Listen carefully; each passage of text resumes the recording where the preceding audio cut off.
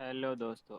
मैंने आपको पिछले वीडियो में बताया था कि परमिट कितने प्रकार के होते हैं। तो आज हम डिस्कस करने वाले हैं कि परमिट को कैसे फिलअप किया जाता है, यानी कैसे भरा जाता है उसके बारे में। ये जो आपके सामने जो स्क्रीन पे दिख रहा है ये परमिट है, हाइट वर्क का परमिट है। तो इसको फिलअप कैसे करेंगे? तो सबसे पहले लिखा हुआ है कि सेक्शन, यानी फिलअप बाय, जो फिलअप करता है यानी जो इसको भरता है उसका पहले नाम लिखा जाता है। नेक्स्ट आता है प्लांट का नाम, आप किस प्लांट में काम कर रहे हैं, जो बिल्डिंग है वो बिल्डिंग का नाम क्या है उसको लिखा जाता है। नेक्स्ट है कि डिपार्टमेंट, कौन सा डिपार्टमेंट है, मैकेनिकल है या सिविल है या कौन सा डिपार्टमेंट है, वो डिपार्टमेंट लिखा जाता है। नेक्स्ट जो लिखा जाता है वो इक्विपमेंट नंबर या लोकेशन, कौन से लोकेशन पे हो रहा है, फर्स्ट फ्लोर पे हो रहा है या सेकंड फ्लोर पे हो रहा है, कहाँ पे हो रहा है, वो लोकेशन को लिखा जाता है। चाहे कोई ऐसा इक्विपमेंट है आसपास में जहाँ पे आपको काम करना है, वो उस इक्विपमेंट का नंबर लिखना है। नेक्स्ट है नेम ऑफ कॉन्ट्रैक्टर, किस कॉन्ट्रैक्टर को आप परमिट इशू कर रहे हैं। मान लीजिए आपका कौन आप ही आप कोई कॉन्ट्रैक्टर में काम कर रहे हैं तो उस कॉन्ट्रैक्टर का नाम लिखा जाता है। नेक्स्ट जो लिखा हुआ है जॉब डिस्क्रिप्शन, जॉब डिस्क्रिप्शन का मतलब ये होता है कि आप क्या काम करने वाले हैं वहाँ पे। मान लिया जाए कोई पाइपलाइन इरेक्शन करना है, चाहे सपोर्ट लगाना है, वो आपको पूरा डिस्क्रिप्शन में लिखना पड़ता है कि बिल्डिंग क्या काम करना है, हाइट वर्क में आपको पूरा डिस्क्राइब में लिखना पड़ता है। मान एग्जांपल के तौर पे आपको पाइपलाइन को इरेक्शन करना है तो लिखना पड़ेगा पाइपलाइन इरेक्शन। अगर आपको सपोर्ट लगाना है तो उसी जगह पे आपको सपोर्ट भी लगाना है तो एंड सपोर्टिंग वर्क, ये लिख सकते हैं। मतलब डिस्क्राइब में आपको लिखना पड़ता है। नेक्स्ट है कि कौन सा नेचर ऑफ जॉब, कौन सा आप जॉब कर रहे हैं, इंसुलेशन का वर्क कर रहे हैं या पेंटिंग का वर्क कर रहे हैं या लाइन ब्रेक ओपनिंग का कर रहे हैं या इक्विपमेंट या लाइन इरेक्शन का काम कर रहे हैं या लाइटिंग का काम कर रहे हैं या केबल ड्रेसिंग का काम कर रहे हैं या वर्क एंड रूफ का काम कर रहे हैं या कोई अदर वर्क कर रहे हैं इसमें से। तो आप को जो आप काम का नेचर है, आपके काम का जो भी काम होने वाला है, हम मान के चलते हैं कि यहाँ पे कोई भी लाइन इरेक्शन करना है। अगर वहाँ पे लाइन इरेक्शन करना है तो सिर्फ लाइन इरेक्शन वाले को ही सही टिक करेंगे, उसके बाद सभी को मतलब कट का मतलब निशान लगा देंगे।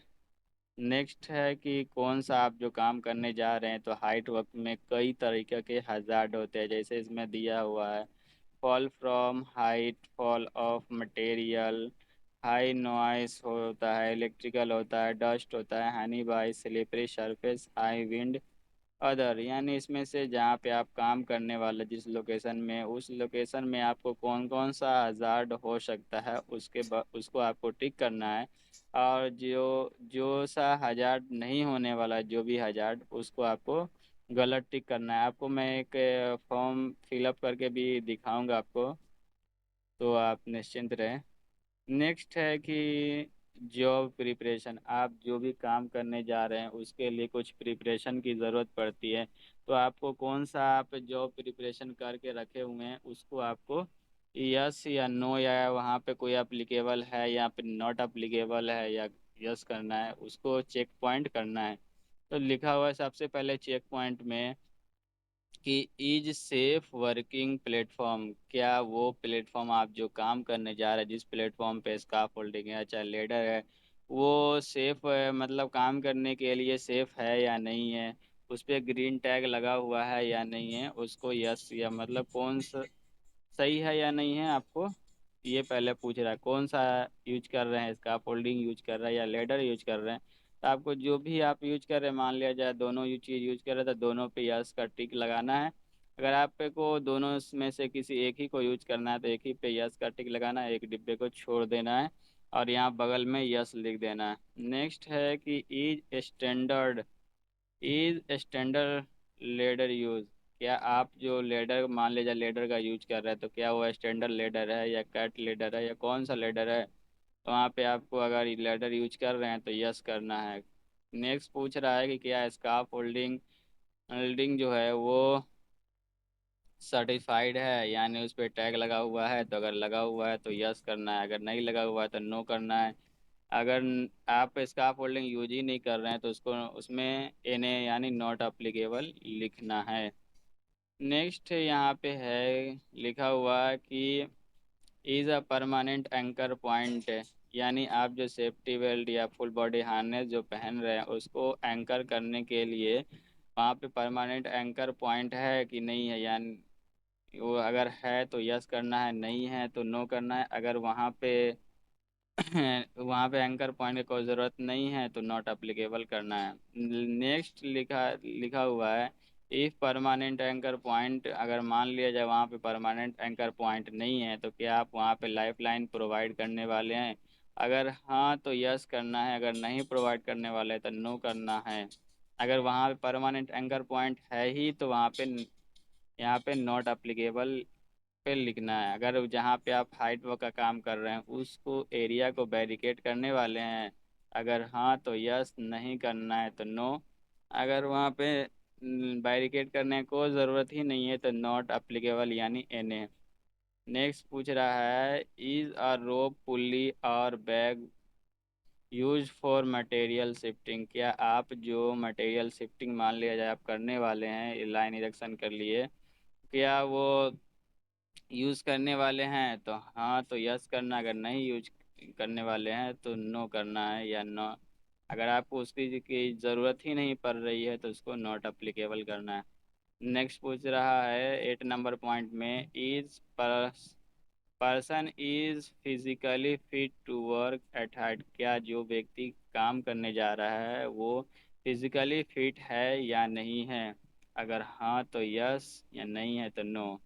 नेक्स्ट लिखा हुआ है is any process went available, आप जो काम करने वाले हैं उसके आसपास में कोई ऐसा वेंट लाइन है जो वेंट है जो आपको घातक पहुंचा सकता है, क्या वो आइसोलेट है कि नहीं है, या आइसोलेट है तो वो ऑनलाइन है? तो अगर है तो अगर वहाँ पे अगर है तो यस, या नहीं है तो नो।